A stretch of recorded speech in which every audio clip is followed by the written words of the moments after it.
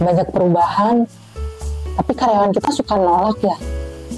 Terus lagi-lagi perubahannya Nisa jadi nggak maksimal karena banyak banget kesalahan dan hambatan yang terjadi. Dan akhirnya perubahan yang pengen kita install jadi nggak bermanfaat dan kita buang-buang waktu.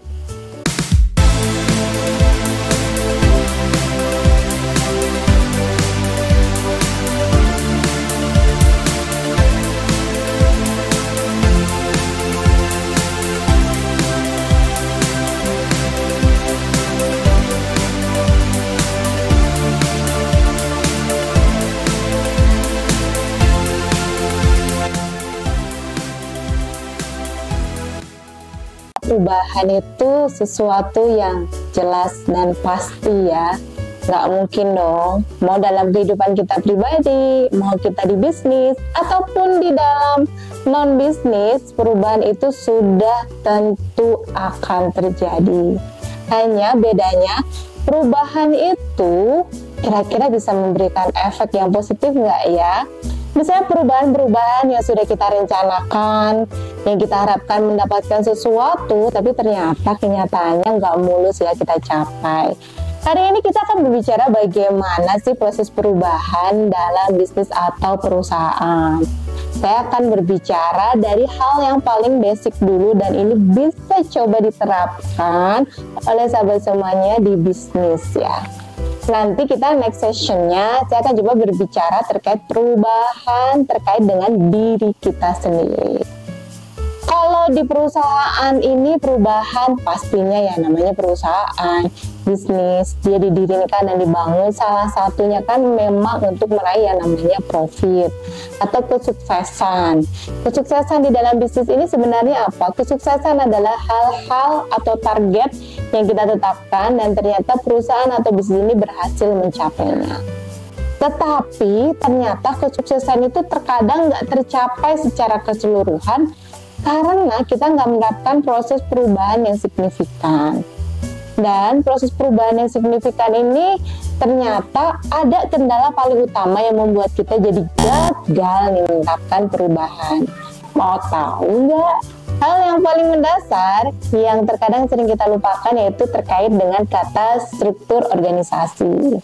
Jadi di struktur organisasi ini sering banget ya kita mengabaikan, walaupun misalnya kita masih kecil, skala kecil ataupun udah skala besar, ya kita perlu aware ya terkait dengan struktur organisasi. Kenapa kita perlu aware? Karena nanti di struktur itu banyak banget ya tasnya, batasan yang perlu dipelajarin oleh kita semua. Contohnya nih, namanya struktur itu kan harus de facto ya dijelaskan. Terus ada pemimpin tertingginya, di bawahnya siapa, kita ini bertanggung jawab dengan siapa. Setelah itu struktur ini juga nanti berkaitan dengan namanya job deskripsi atau deskripsi dalam kerja. Coba bayangin deh, kalau kalian kerja nggak ada job deskripsi yang jelas pasti bingung dan pusing kan.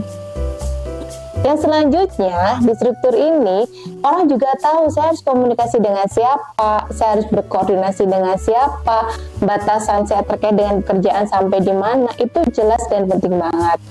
Kalau semisal bisnisnya sudah besar, kalau sampai belum punya struktur yang paten dan jelas, siapa pemimpin tertingginya, lalu skup-skup di bawahnya ini siapa saja, leader-leadernya siapa aja, udah pasti nih, mungkin ya bisnis kalian secara omset gede, tapi sebenarnya di dalamnya ini timnya rapuh dan tinggal nunggu waktu aja sih biasanya bisnis ini akan terjun payung.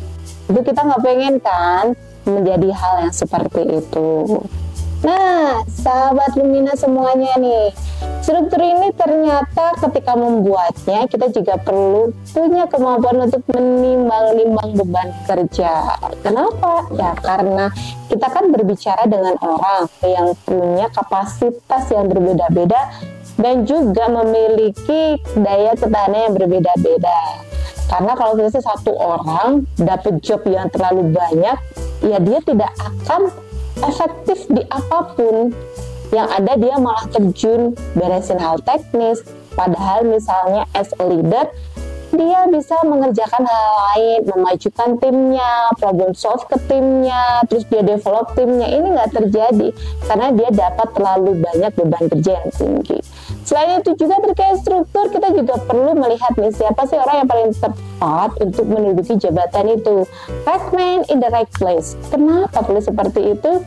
Biar kita lebih maksimal lagi mengerjakannya. Dan kalau sudah pas, orang itu akan enjoy kok mengerjakan hal-hal atau job di dalam pekerjaannya. Kalau agak kurang right man in the right place, ya akan banyak hal-hal kerugian yang bisa didapatkan oleh perusahaan. Dan satu lagi nih sahabat ya, gimana sih cara kita memecah dalam struktur organisasi kalau nih dalam sebuah situasi dan kondisi timnya, karyawannya itu sudah sampai dengan 10 orang, ya better dia dipecah. Ada satu leader sendiri, entah itu jabatannya senior staff kek, leader kek, supervisor kek, dan lain sebagainya. Jadi batasan orang itu bisa mengendalikan di bawahnya itu adalah 10 orang.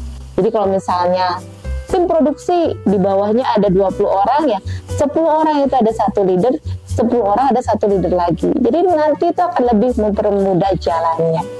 So, hal paling pertama dalam menerapkan perubahan adalah kita perlu dulu nih struktur organisasi yang jelas, detail, jobnya apa, biar enak nih saya sebagai apa, posisinya di mana, dan yang lain sebagainya. Oke sahabat semuanya, tadi kita berbicara terkait dengan bagaimana kita ingin menerapkan perubahan di dalam bisnis atau perusahaan. Dan ternyata hal yang paling sederhana terkait dengan struktur. Kalau sahabat semuanya bingung bagaimana menentukan struktur yang tepat, karena memang itu perlu di assessment semua karyawannya, semua situasi dan kondisi biar nggak salah menentukan jenis structure, job desk-nya, dan siapa orangnya.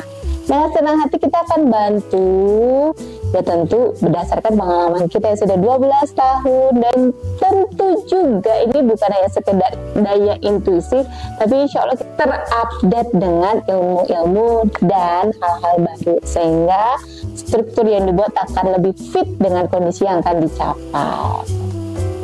Jadi alhamdulillah kalau sahabat semuanya merasa video ini cukup bermanfaat, memberikan inspirasi, jangan lupa like, komen, dan subscribe-nya. Dan nantikan video yang kedua tentang perubahan tapi di level pribadi. Asistennya ini nanti juga terkait nih spill-spillnya, gimana sih cara kita biar perubahan itu mulus dan smooth, terus karyawan kita nggak terlalu banyak asisten. Nantikan di video selanjutnya ya. Sampai jumpa lagi. Assalamualaikum warahmatullahi wabarakatuh. Dah.